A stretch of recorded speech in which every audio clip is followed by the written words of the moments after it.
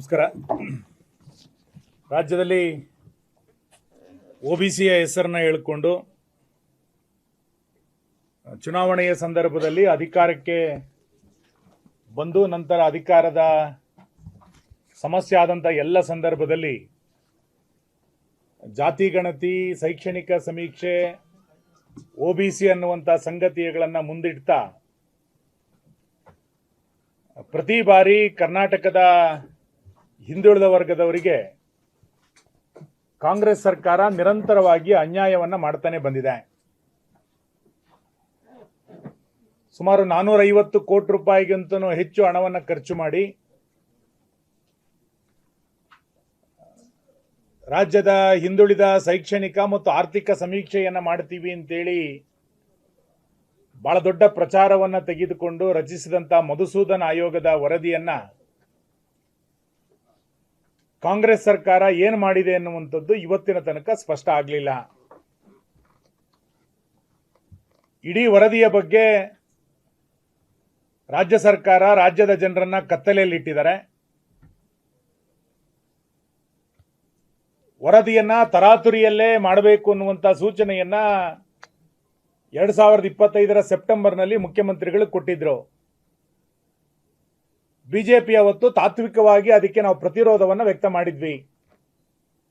ಕೇಂದ್ರದಲ್ಲಿ ಜಾತಿ ಗಣತಿಯನ್ನ ಮಾಡ್ತಾ ಇದ್ದಾರೆ, ನೀವು ಯಾಕೆ ತರಾತುರಿನಲ್ಲಿ ಮಾಡ್ತೀರಿ ಅಂತ.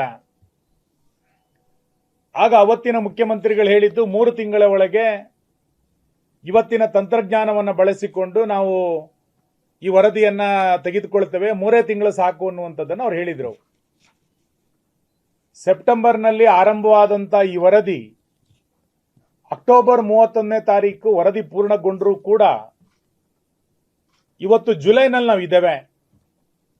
ಇವತ್ತಿನ ತನಕ ಈ ವರದಿಯ ಕುರಿತಂತೆ ರಾಜ್ಯ ಸರ್ಕಾರ ಯಾವುದೇ ಸ್ಪಷ್ಟವಾದಂಥ ನಿಲುವನ್ನ ಈ ಹಿಂದಿನ ಮುಖ್ಯಮಂತ್ರಿಗಳು ತೆಗೆದುಕೊಳ್ಳಿಲ್ಲ, ಇವತ್ತಿನ ಮುಖ್ಯಮಂತ್ರಿಗಳು ಕೂಡ ತೆಗೆದುಕೊಳ್ತಾ ಇಲ್ಲ.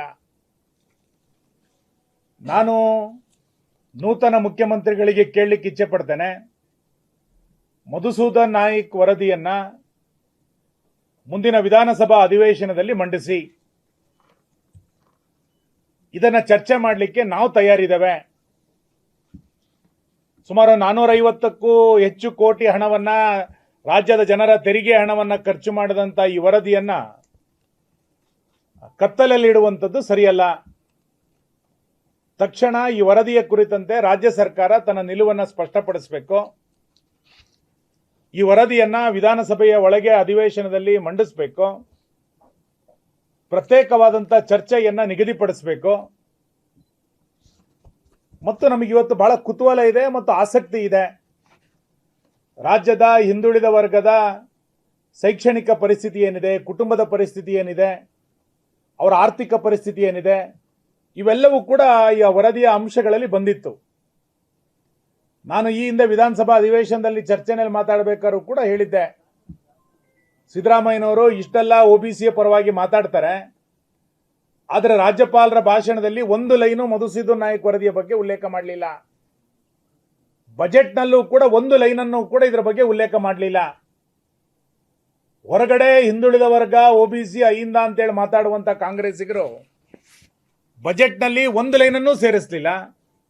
ರಾಜ್ಯಪಾಲರ ಭಾಷಣದಲ್ಲೂ ಕೂಡ ಒಂದು ಲೈನನ್ನು ಕೂಡ ಆಯೋಗದ ಕುರಿತಂತೆ ನಿಲುವನ್ನ ಇವತ್ತು ವ್ಯಕ್ತ ಮಾಡಲಿಲ್ಲ. ನಿಮ್ಮ ಹತ್ರ ಡೇಟಾನೇ ಇಲ್ಲ ಅಂತಾದ್ರೆ ಬಜೆಟ್ಟಿನ ಕಾರ್ಯಕ್ರಮಗಳನ್ನು ಅನುಷ್ಠಾನ ಮಾಡಲಿಕ್ಕೆ ಸಾಧ್ಯ ಇದೆಯಾ? ಸರಿಯಾದಂಥ ಕಾರ್ಯಕ್ರಮಗಳು ಯಾರಿಗೆ ಸೌಲಭ್ಯಗಳು ದೊರೆತಿಲ್ಲ ಅನ್ನುವಂಥದ್ದು ಇಷ್ಟು ವರ್ಷಗಳಿಂದ ಕೇಳಿ ಬರ್ತಾ ಇದ್ವಿ. ಆ ಸೌಲಭ್ಯಗಳನ್ನು ಕೊಡಲಿಕ್ಕೆ ನಿಮ್ಮ ಹತ್ರ ಸಾಧ್ಯ ಆಗತ್ತಾ? ಇವೆಲ್ಲವೂ ಕೂಡ ಚರ್ಚೆಯನ್ನು ಮಾಡಬೇಕಾಗಿದೆ. ಇವತ್ತು ಈ ಸರ್ಕಾರ ಯಾವುದನ್ನ ಘೋಷಣೆ ಮಾಡುತ್ತೋ ಅದನ್ನ ಪೋಷಣೆ ಮಾಡೋದ್ರಲ್ಲಿ ಈ ಸರ್ಕಾರ ಸಂಪೂರ್ಣವಾಗಿ ವಿಫಲ ಆಗ್ತಾ ಇದೆ. ಸಿದ್ದರಾಮಯ್ಯನವರು ತರಾತುರಿಯಾಗಿ ವರದಿಯನ್ನ ಸ್ವೀಕಾರ ಮಾಡಿದ್ರು. ಈ ಹಿಂದುಳಿದ ವರ್ಗದ ವರದಿಯ ಕಥೆಯನ್ನ ಕಾಂಗ್ರೆಸ್ಸಿಗರು ಹೇಗೆ ಮಾಡ್ತಾರೆ ಅಂತ ಕೇಳಿದ್ರೆ, ಕಾಂತರಾಜು ವರದಿಯನ್ನ ಹಿಂದಿನ ಮುಖ್ಯಮಂತ್ರಿ ಸಿದ್ದರಾಮಯ್ಯನವರು ಮಾಡಿದ ನಂತರ ಆ ವರದಿಯನ್ನ ತಗೊಳ್ಳೇ ಇಲ್ಲ. ಅದಾದ ನಂತರ ಜಯಪ್ರಕಾಶ್ ಹೆಗಡೆ ವರದಿಯನ್ನ ಕ್ಯಾಬಿನೆಟ್ಟಿಗೆ ತಂದರೂ ಕೂಡ ಕ್ಯಾಬಿನೆಟ್ಟಿನ ಸಹೋದ್ಯೋಗಿಗಳು ಇವತ್ತಿನ ಮುಖ್ಯಮಂತ್ರಿಗಳು ಉಳಿದಂಥವ್ರು ವಿರೋಧ ಮಾಡಿದ್ರು ಅನ್ನುವ ಕಾರಣಕ್ಕೆ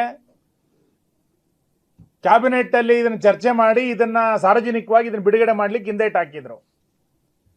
ನಂತರ ರಾಹುಲ್ ಗಾಂಧಿ ಅವರು ಹೇಳಿದ್ರು ಅನ್ನುವ ಕಾರಣಕ್ಕೆ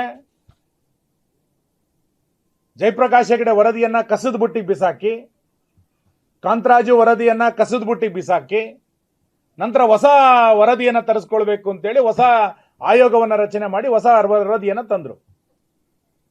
ನಾನು ಈಗೂ ಹೇಳ್ತೇನೆ, ಶಿವಕುಮಾರ್ ಅವರ ಬೆಂಗಳೂರಿನ ಘನತ್ಯಾಜ್ಯದ ವಿಲೇವಾರಿಯಲ್ಲೂ ಕೂಡ ಈ ವರದಿ ಬೀಳುತ್ತೆ.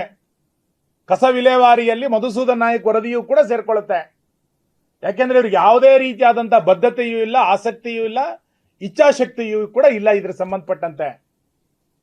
ಈ ಹಿನ್ನೆಲೆಯಲ್ಲಿ ಈ ಸರ್ಕಾರ ಕಳೆದ 3 ವರ್ಷದಲ್ಲಿ ಯಾವ್ಯಾವ ಆಯೋಗಗಳನ್ನು ರಚನೆ ಮಾಡಿ ವರದಿಯನ್ನು ತೆಗೆದುಕೊಂಡಿತ್ತೋ ಆ ಎಲ್ಲ ವರದಿಗಳ ಬಗ್ಗೆ ಸರ್ಕಾರಕ್ಕೆ ಯಾವುದೇ ರೀತಿಯಾದಂತಹ ಸ್ಪಷ್ಟತೆ ಇಲ್ಲ. ಉದಾಹರಣೆಗೆ ಕೆಂಪಣ್ಣ ವರದಿ ತಂದ್ರು, ಸ್ಪಷ್ಟತೆ ಇಲ್ಲ. ಸದಾಶಿವ ಆಯೋಗದ ವರದಿ ಬಗ್ಗೆ ಸ್ಪಷ್ಟತೆ ಇಲ್ಲ. ಕಾಂತರಾಜು ವರದಿ ಬಗ್ಗೆ ಸ್ಪಷ್ಟತೆ ಇಲ್ಲ. ಜಯಪ್ರಕಾಶ್ ಹೆಗಡೆ ವರದಿ ಬಗ್ಗೆ ಸ್ಪಷ್ಟತೆ ಇಲ್ಲ. ಮೀಸಲು ವರ್ಗೀಕರಣಕ್ಕೋಸ್ಕರ ರಚನೆ ಆದಂತ ಜಸ್ಟಿಸ್ ನಾಗಮೋಹನ್ ದಾಸ್ ವರದಿಯ ಬಗ್ಗೆಯೂ ಕೂಡ ಸ್ಪಷ್ಟತೆ ಇಲ್ಲದಲೆ ಆ ವರದಿಯನ್ನು ಬಿಟ್ಟು ಬೇರೆ ಮೀಸಲಾತಿ ವರ್ಗೀಕರಣವನ್ನ ಮಾಡಿದ್ರು. ಜಸ್ಟಿಸ್ ಕುನ್ನಾ ವರದಿಯ ಬಗ್ಗೆ ಸರ್ಕಾರಕ್ಕೆ ಸ್ಪಷ್ಟತೆ ಇಲ್ಲ.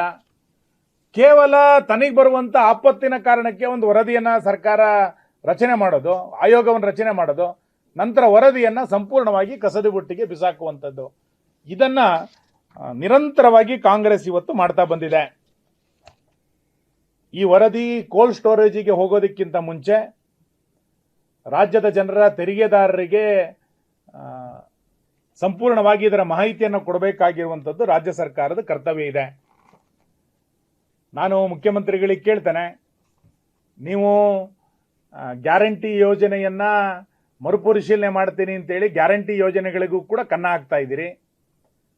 ಈಗ ಈ ವರದಿಯನ್ನು ಕೂಡ ಧೂಳಿಡಲಿಕ್ಕೆ ಬಿಟ್ಟಿದ್ದೀರಿ. ಇದನ್ನ ಕಸ ವಿಲೇವಾರಿಗೆ ಈ ವರದಿಯನ್ನ ಇವತ್ತು ಕಳಿಸ್ತಾ ಇದ್ದೀರಿ.